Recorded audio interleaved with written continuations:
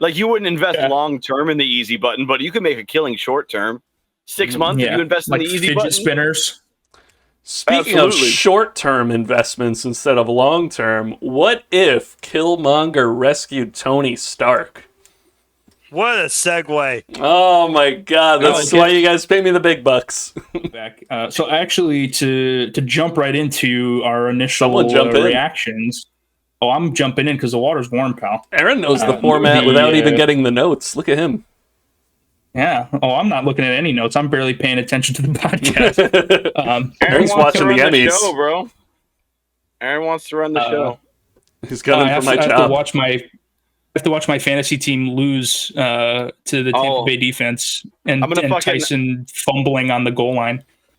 This episode was definitely one of the better ones for sure. I think the story might have been like the tightest actual like narrative in terms of like pacing, and so much shit happened.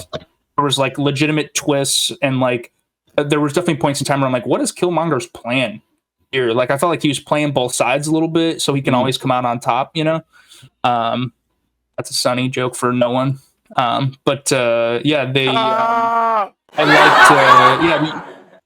Wes, you should be the one fucker that actually knows that reference. But I stopped listening to you. You're boring me. Yeah, that's okay. I'm co-host, so I can fucking kick you off now. That's true. Nuts.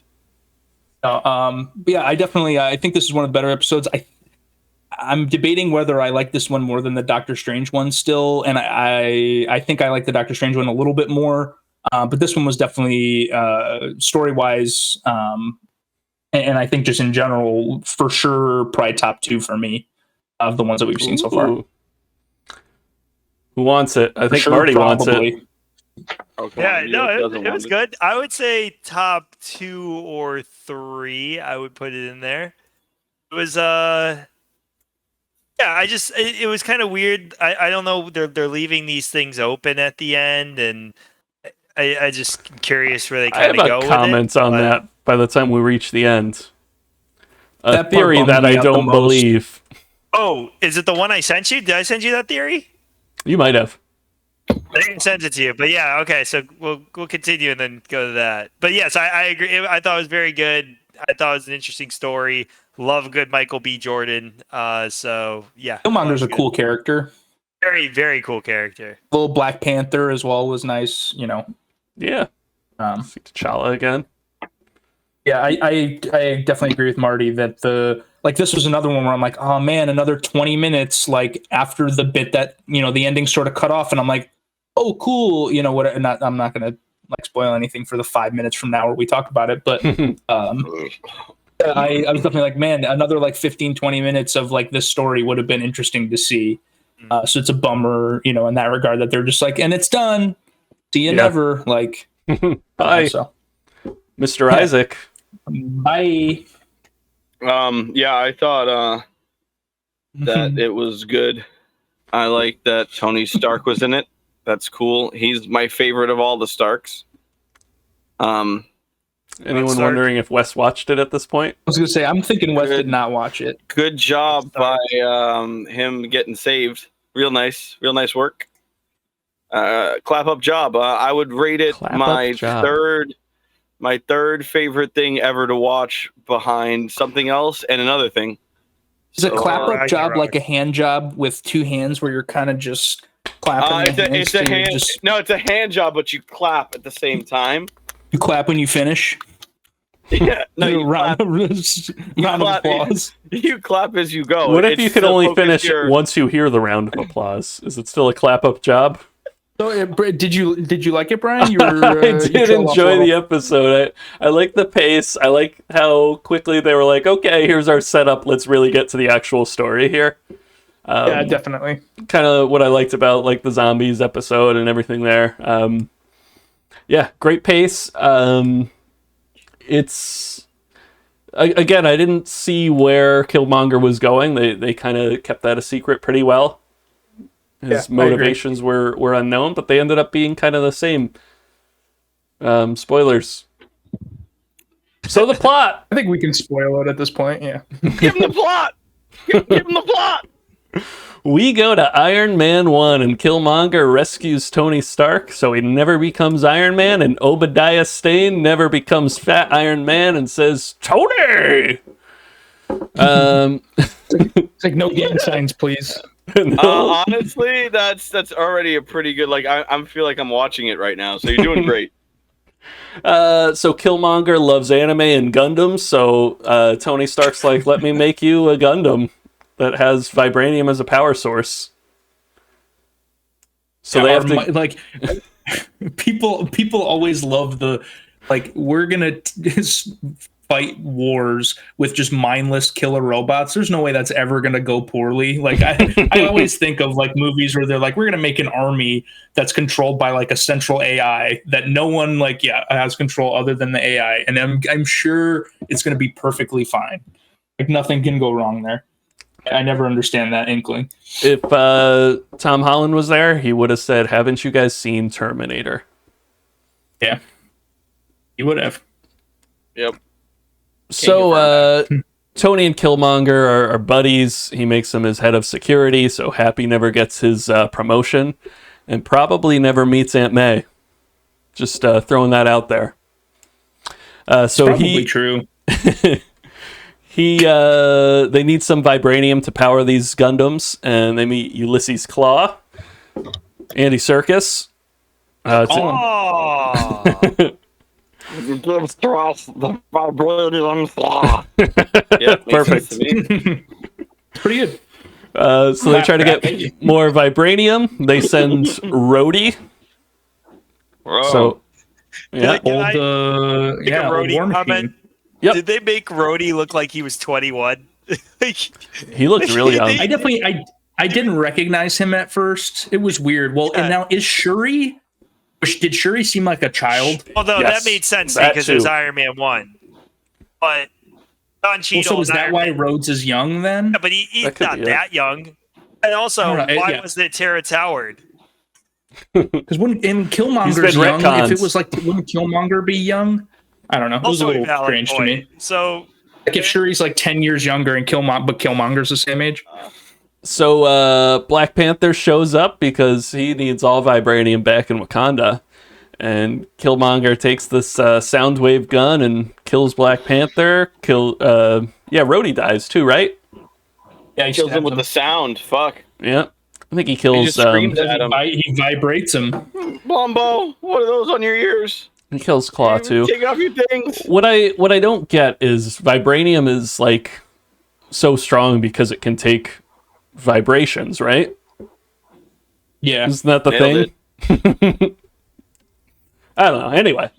Yeah, but him and Killmonger fucking get together, but he's cheeky and Jarvis can see shit.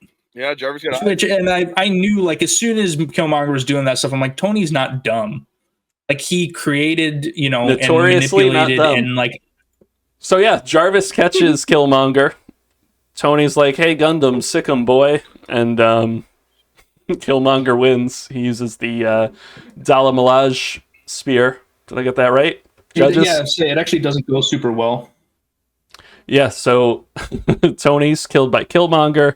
Somehow Killmonger gets away with this one too. Saying like with these, I've officially gotten to the point where I'm just suspending like my disbelief about certain plot hole things, and I'm just like moving on. Like it's fine. There's no way in shit would he have gotten away with that there, but that's okay. So because of the Dalamalaj spear, Killmonger somehow able to frame just the entire country of Wakanda. And the U.S. declares war on Wakanda. Stark Industries is seized by the U.S. government. And Thunderbolt Ross is like, hey, let's make an army of Gundams for Killmonger, and he'll invade Wakanda. So Killmonger heads to Wakanda, brings Ulysses Claw's body. What else happens? He convinces the king of Wakanda to let him fight alongside. Open up those force fields, boy. Yeah, he lets the Gundams in. He turns the Gundams back on. He fights the Gundams. I keep hearing Gungans. A bunch of Jar Jar Binks is just running into the field. The Gungan army thinks this is a bad idea. Misa thinks we have no fight with yous. That was a point where I was legitimately confused for like a minute or two, where I'm like, so he's letting them in, presumably to like fake attack them, right? And then the force field goes down. They lose their connection, so like now they're off, and they're like, yeah, you're right, Killmonger, blah blah blah. And then he turns it back on with this little sneaky buzzer. He's got his little easy button, and he fucking presses it, and then they turn back on, and then he's like, oh no, those goddamn Tony Stark and those Americans are such pieces of shit. And then he fights them off, and they fucking Americans. They absolutely also obliterate all of them. I was like, oh, I guess that was a lot of work for nothing. Michael B. Jordan, love him as an actor. He, along with Sebastian Stan, not great at voice acting. I felt like his Wakanda Forever was like a soundboard where they got him saying Wakanda once and then Forever a different time. Forever. It's like, Wakanda, Forever. Yeah. And they did it multiple times. Forever. Yeah. I didn't catch that. That's interesting. Yeah, they're like, hey, Michael, do you like chocolate chip sprinkles? He's like, Forever. Hey, where's Black Panther from? Wakanda?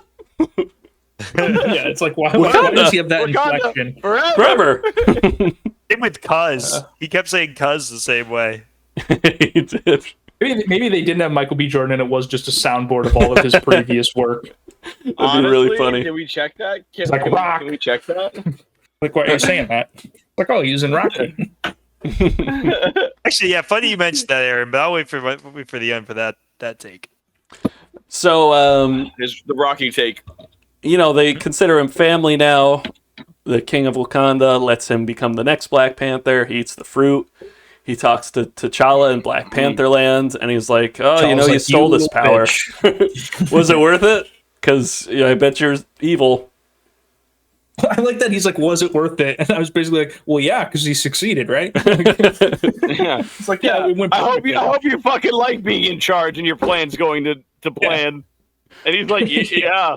You got him. I'm gonna have to watch this. This sounds good. It ends and Thunderbolt Ross wants to blow Wakanda to Kingdom Come, and Shuri teams up with Pepper Potts.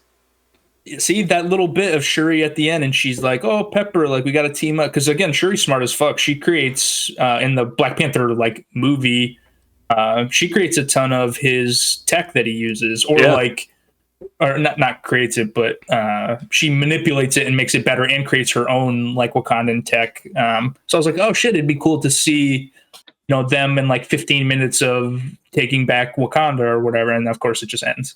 Yep, it does. Marty, you want to pitch the theory that I don't believe but is fun? Yeah, so I mean, they talk about how the Watcher just progressively is closer in each show. Like, he's pretty much just like on top of the planet at this point, doing his close. His cucking things. His head is a planet. So with everything being I like up, to watch. And seeing all these worlds destroyed, and I believe, correct me, feel free to barge in if I'm wrong, because I remember just watching it once and sending you to Bri, but was that the Watcher will take all of these Avengers from different time periods and assemble them to save all of these universes. Yep, that is the theory, is that all of these guys will get teamed up. So we'll get Captain Carter, we'll get Spider-Man with a cape, Star-Lord. We'll get the head of T'Challa. Head of Paul Rudd. Of Paul Rudd. Yeah. Paul Rudd's head in a jar. 2 to 3 T'Challas.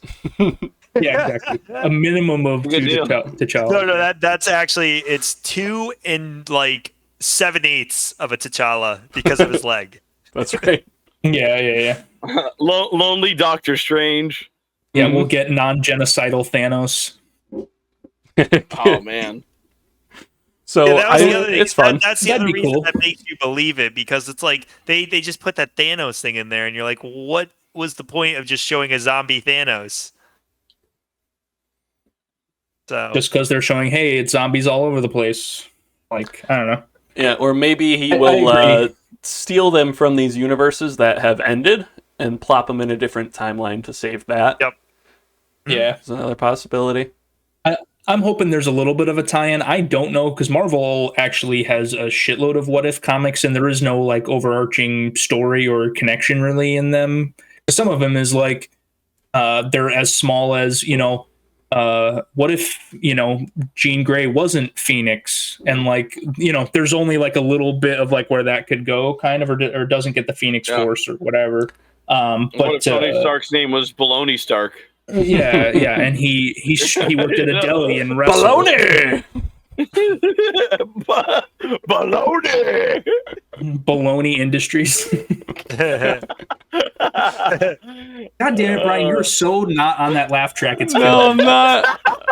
Oh my god! Absolutely brutal. He's missed like 8 or 9 key laugh track opportunities. Over here giggling to himself. Absolutely horrendous. Like, we're moving on. Oh yeah. So last little theory, because I think this is probably the least likely one, that maybe Jeffrey Wright's character, the Watcher, is just like explaining all the potential shitty multiverses to Doctor Strange before his multiversal madness, and he's just like, "Don't do it, I'm watching you."